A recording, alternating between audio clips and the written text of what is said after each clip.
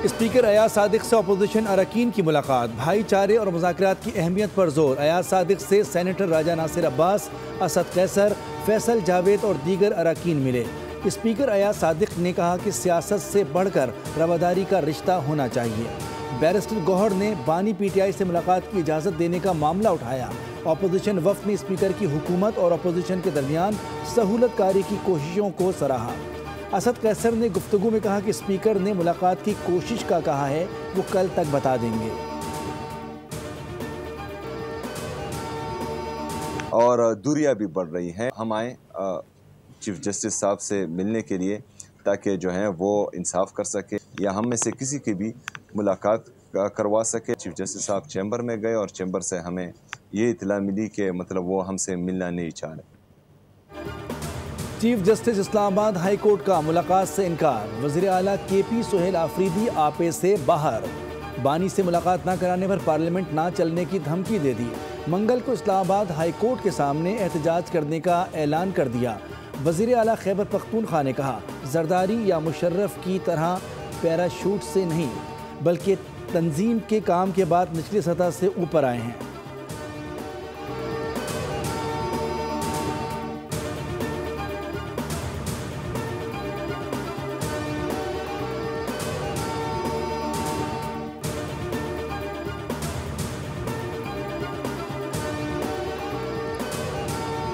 धरने देने पे उसकी तमाम तर तवज्जो मरकूज है और ये जो बुज़दार प्लस प्लस प्लस लगाया गया है, धरने में एक इल्लीगल डिमांड है लीडर से मुलाकात कराई जाए। सियासी मामलात पे धरना कहाँ होगा, वफाक पे अगली दफ़ा जो है वो जुलूस कहाँ निकालना है, अगर वो उसके लिए आए तो जाहिर है फिर मामलात और है ना। जहाँ तक मुलाकात की बात है, आपने स्पीकर साहब से बात की है, आप बात कर लें। लॉ मिनिस्टर भी आ जाएंगे, मैं लॉ मिनिस्टर से भी अपडेट ले लेता हूँ, इंटीरियर मिनिस्टर से भी अपडेट ले लेता हूँ। वफाकी वज़ीर इत्तलात अता तारड़ ने वज़ीर आला KP सोहेल आफरीदी को बुज़दार ट्रिपल+ करार दे दिया। कहा कि बानी PTI ने मुल्क में बड़ा डाका डाला और उन्हें सियासी कैदी कहा जा रहा है। अब भारतीय मीडिया के जरिए प्रोपेगेंडा करवाया जा रहा है। तहरीक इंसाफ ने सूबे की गवर्नर्स को नज़रअंदाज करके गैर कानूनी बयानिए को तरजीह दी। अफगानिस्तान और भारतीय मीडिया से पाकिस्तान मुखालिफ मुहिम चलाई। अज़मा बुखारी की भी तहरीक इंसाफ की सियासत पर तनकीद, कहती हैं कि वज़ीर आला खैबर पख्तूनख्वा सिर्फ धरने की सियासत में मगन हैं, जबकि मुस्लिम लीग नून अवामी खिदमत में मसरूफ़ है। वफाकी वज़ीर तारिक फजल चौधरी बोले, मुलाकात के मामले पर वज़ीर दाखिला से बात करेंगे। बानी PTI मुकम्मल सेहतमंद हैं। ऑक्सफोर्ड यूनिवर्सिटी मुबाहिसे में भी भारत को शिकस्त का सामना करना पड़ा। भारतीय तलबा पाकिस्तानी तलबा से हार गए। पाकिस्तानी बयानिया कामयाब। पाकिस्तानी टीम की क़यादत स्टूडेंट्स यूनियन के सदर मूसा हिराज ने की, जबकि अहमद नवाज और इसरार काकड़ भी उनके हमरा थे। भारतीय तलबा मुबाहिसे में उठाए गए सवालात का सामना और मुनासिब जवाब न दे पाए। पाकिस्तानी टीम को 106 वोट मिले, जबकि भारत के हिस्से में सिर्फ 50 वोट आए।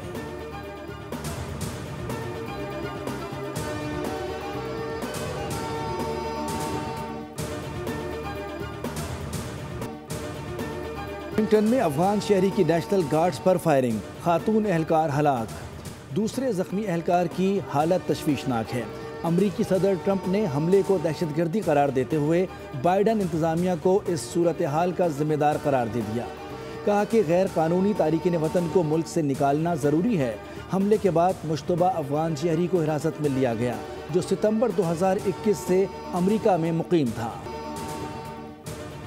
To extend heartfelt sympathies to the families affected as well as to the government and the people of the United States. This targeted attack was undoubtedly an act of terrorism and a heinous assault on the US soil. The Indian Defense Minister made some provocative remarks on the Sindh province. We strongly condemn such remarks as delusional and dangerously revisionist, marking a clear violation of international law. America में firing और Tajikistan में drone हमले की जिम्मेदार अफगान हुकूमत है। America में firing का वाक़या दहशतगर्दी की आलमी सतह पर वापसी को जाहिर करता है। ताजिकिस्तान में 3 चीनी बाशिंदों की हलाकत की जिम्मेदारी अफगानिस्तान पर आयद होती है। अफगानिस्तान अपनी सरजमीन से दहशतगर्दी रोके। तर्जुमान दफ्तर खारजा ताहिर हुसैन अंदराबी की न्यूज़ कॉन्फ्रेंस, कहा कि अमेरिका में फायरिंग का वाक़या अफसोसनाक है। हमारी हमदर्दियाँ मुतासरा ख़ानदानों के साथ हैं। भारतीय वज़ीर दिफा राजनाथ का बयान आलमी क़वानीन की खिलाफ वर्जी है। नहीं है कि वो सिंध को पाकिस्तान से अलग कर सके। सिंध पाकिस्तान बनाने वाला है और किसी में ताकत नहीं है कि सिंध की जो जोग्राफिया है उसको किसी तरीके से भी बदल सके। कल्चर डिपार्टमेंट इनको इनवाइट करे, डिफरेंट आर्टिजन्स को, क्राफ्ट्समैन को पूरे सिंध से, देख के कि किस तरीके की क्राफ्ट्समैनशिप यहाँ पे मौजूद है। दुनिया की कोई ताकत सिंध को पाकिस्तान से अलग नहीं कर सकती। गवर्नर की तैनाती में वज़ीर आला काबीना या असेंबली का कोई हाथ नहीं होता। वज़ीर आला सिंध मुराद अली शाह की गुफ्तगू। कहा कि बिलावल की ट्वीट में 18वीं तरमीम का मामला शामिल था। सिंध क्राफ्ट फेस्टिवल का इनेकाद खुशाइंद है। सिंध की ख़वातीन बासलाहियत हैं, उनकी दस्तकारी दुनिया भर में मशहूर हैं। ख़वातीन को बाइख्तियार बनाना हमारी तरजीह है।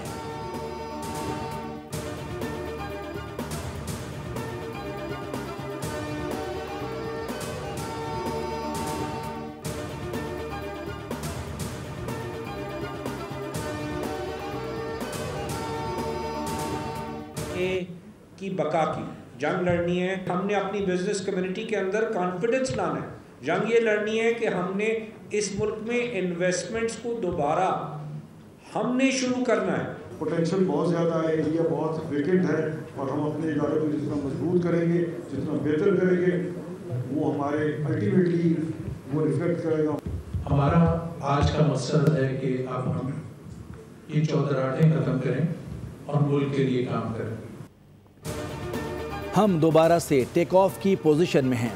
इस वक्त 1.8% सालाना ग्रोथ है, जो बहुत कम है। FPCCI ओहदेदारान की प्रेस कॉन्फ्रेंस।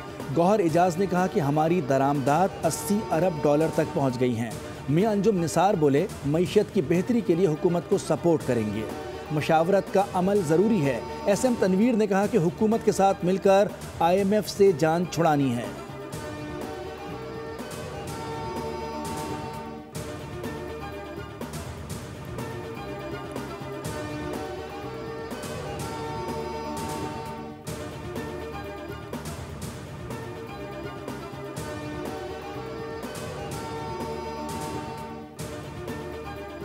पार्लिमानी कमेटी की तश्कील की जाए ताकि इस पे ये जो रैशनलाइज किया जाए, ये बहुत ज्यादा है चालान। तो खुदारा कराची के शहरियों पे रहम खाए। आप खुदारा इसमें जो चलान की मद में जो पैसे रखे गए उसको कम करने की जरूरत है। तो चाहते हैं कि कराची में शहरी को फायदा हो और कराची में ट्रैफिक का निज़ाम बेहतर हो। एक्सीडेंट्स हो रहे थे। कराची में ई चालान के मामले पर अपोजिशन लीडर अली खुर्शीदी और वज़ीर दाखिला सिंध ज़िया लंजार आमने सामने। अली खुर्शीदी ने सिंध असेंबली के इजलास में कहा कि शहरियों से ज़्यादती बंद की जाए, ई चालान के जुर्माने कम किए जाएं और इस मामले पर पार्लियामेंट की कमेटी बनाई जाए। वज़ीर दाखिला ज़िया लंजार बोले, अपोजिशन लीडर को इस निज़ाम की तारीफ़ करनी चाहिए थी। कराची के शहरियों की जान बचाना चाहते हैं। हैदराबाद और सक्खर में भी चालान कर रहे हैं।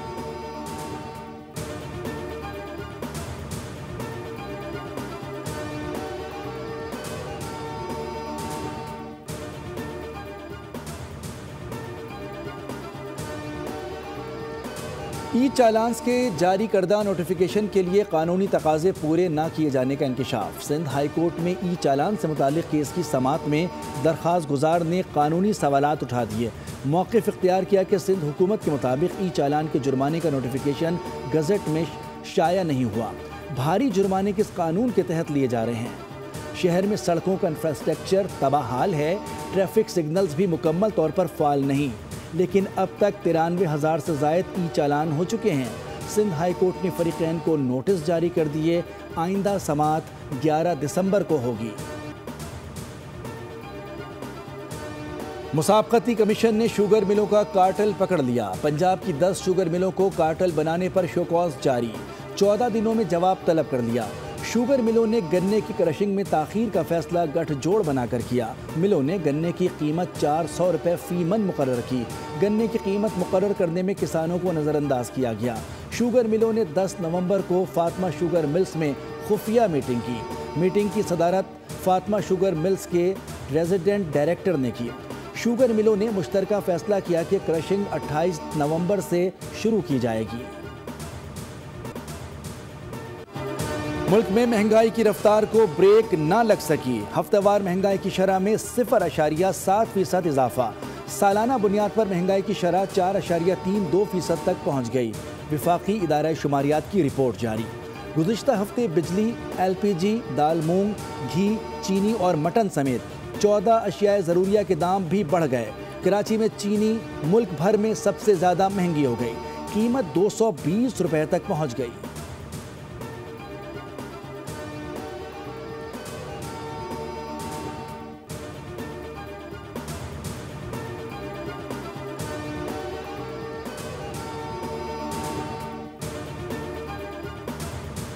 कराची में डाकुओं ने सफाकियत की इंतहा कर दी। गडाफ टाउन में डकैती मुजाहिमत पर फायरिंग, गोली लगने से 7 साला बच्चा जख्मी।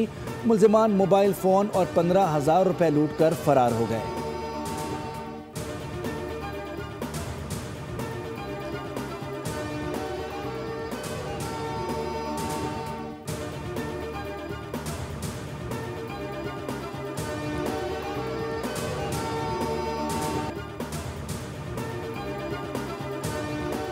थाईलैंड, इंडोनेशिया और श्रीलंका में शदीद बारिशों, सैलाब और लैंडस्लाइडिंग ने तबाही मचा दी। हलाकतों की मजमूई तादाद 256 तक जा पहुंची। तीनों ममालिक में बड़े पैमाने पर इंफ्रास्ट्रक्चर मुतासिर, सड़कें तबाह, सैकड़ों खानदान बेघर होकर आर्जी पनागाहों में मुंतकिल हो गए। थाईलैंड में सैलाबी सूरत हाल मजीद बिगड़ गई। मरने वालों की तादाद 87 हो गई है। मलेशिया, फिलिपाइन और वियतनाम भी मुतासिर। श्रीलंका में हलाकतों की तादाद 56 तक जा पहुंची। इंडोनेशिया में लैंडस्लाइडिंग से 700 से ज़ायद मकानात तबाह और 1800 खानदान महफूज मकामात पर मुंतकिल। ट्राई सीरीज़ का फाइनल आज पाकिस्तान और श्रीलंका के दरमियान पिंडी स्टेडियम में खेला जाएगा। मैच शाम 6 बजे शुरू होगा। ट्राई सीरीज़ के फाइनल से कबल ट्रॉफी की रुनुमाई कर दी गई। पाकिस्तान और श्रीलंका के कप्तानों ने ट्रॉफी के साथ तस्वीर बनवाई। आखिरी लीग मैच में श्रीलंका ने पाकिस्तान को 6 रन से शिकस्त देकर फाइनल में जगह बनाई।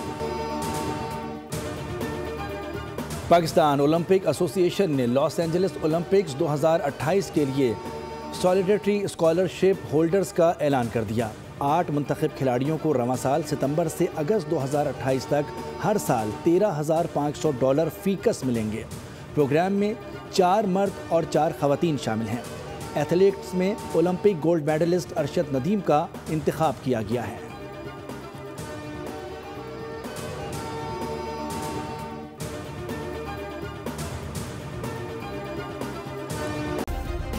सब्सक्राइब करें और बेल दबाएं ताकि कोई खबर रह न जाए।